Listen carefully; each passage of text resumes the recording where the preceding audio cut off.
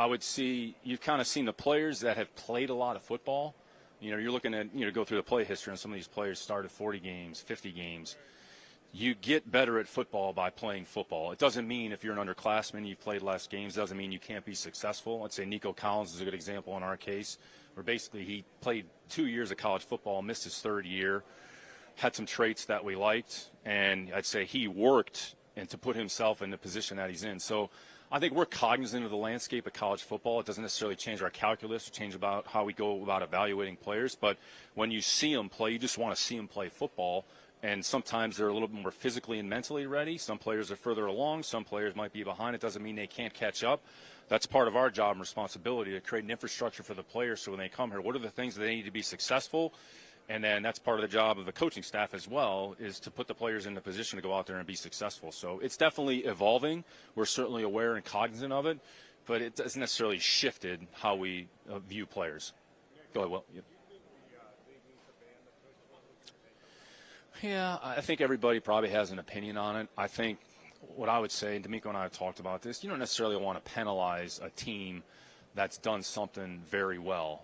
Like credit to Coach Stoutland and Coach Sirianni that's a play that's been effective for them. They got a good quarterback who's got good lower body strength. I mean, not every quarterback can squat 600, 700 pounds. So the techniques that they utilize. So, again, just because you can't stop the play, I mean, is that something that you have to take out of the game? I think you got to be careful about just totally ridding the game of it. I would say, I'm sure the league will talk about player health and safety. Is it put the players at risk? It's a well-executed play by the Eagles, all right, and they've had success doing it.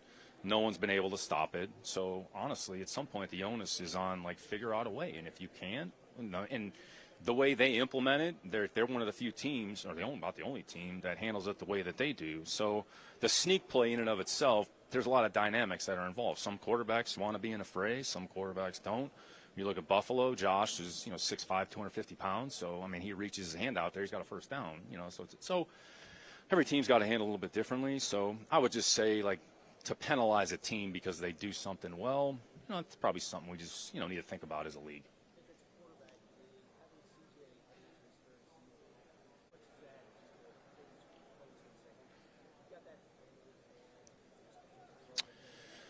Yeah, CJ's a good player. He has to continue to improve. There's things that he's going to work on in the offseason. But the offseason is an opportunity for every player to improve their individual performance and get themselves ready for the season in front of them. So CJ's done a lot of great things on a yearly basis. His first year, he did a lot of really good things last year as well. I think sometimes that kind of gets lost in the shuffle there a little bit. So, all right, what happened last season? What can we learn from it as a team? What can he learn from it individually?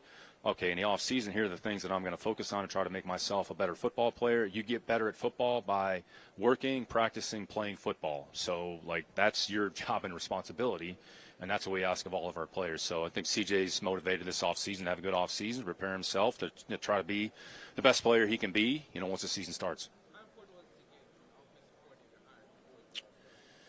Yeah, the sooner you have just something in place, at least you have an idea of the direction that you're going to go. Doesn't necessarily change how you evaluate or scout players.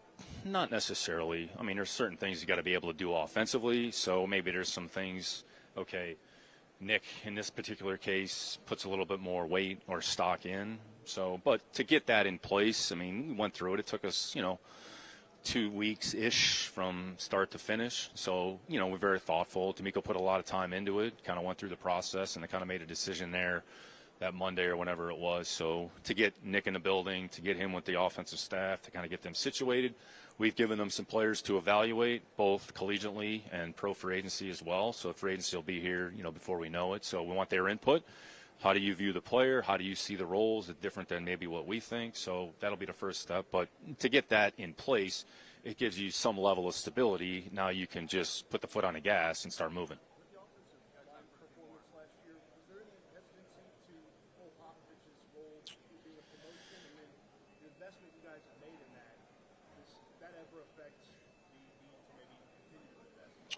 Yeah, it's always case by case, I would say. In Cole's case, I mean, Cole's got a lot of experience, has been in the league for a number of years. The players, had, again, you're not going based off of what players think, but they felt there was some positives. And I'd say some of the offensive coordinators that we talked about had referenced Cole as somebody that they would want to potentially consider, like, separate from us.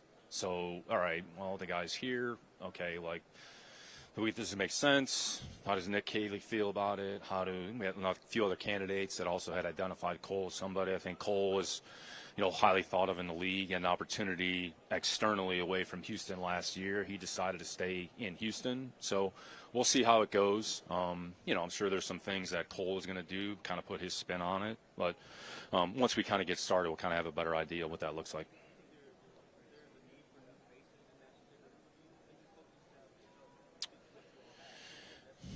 Yeah, there's never one particular thing. So I think the big thing is, can you get the players to do the right thing? Do they understand their assignment? Do they play with the right techniques? Do they play with the right fundamentals? Can they execute their assignment? They have an understanding of what's going on. So don't want to, like, oversimplify it. I mean, sometimes it's like we got to come up with, like, some magic formulas. So, I mean, you protect from the inside out. Can you protect the interior of the pocket? Can you identify the rushers that are most the threat? Do you have an answer to solution as what they're doing on defense? So we'll do whatever we think makes the most sense. Again, it's February 25th or 26th, so where we are today could be different in a week from now. Could be different a few months from now. I mean, I don't know how it looks. So, I mean, just because a guy is here doesn't necessarily mean, well, that's what it's going to look like. I mean, you guys were here a couple of years ago, like, where we basically traded for 3 offensive linemen, signed another player, guys that weren't even here, weren't even talking about in training camp. We're playing week 1 through 4. So, I mean, that's just how it goes. So you get prepared for anything. So you got to start with the foundation. You got to start somewhere with the group, and then just kind of figure it out as you go.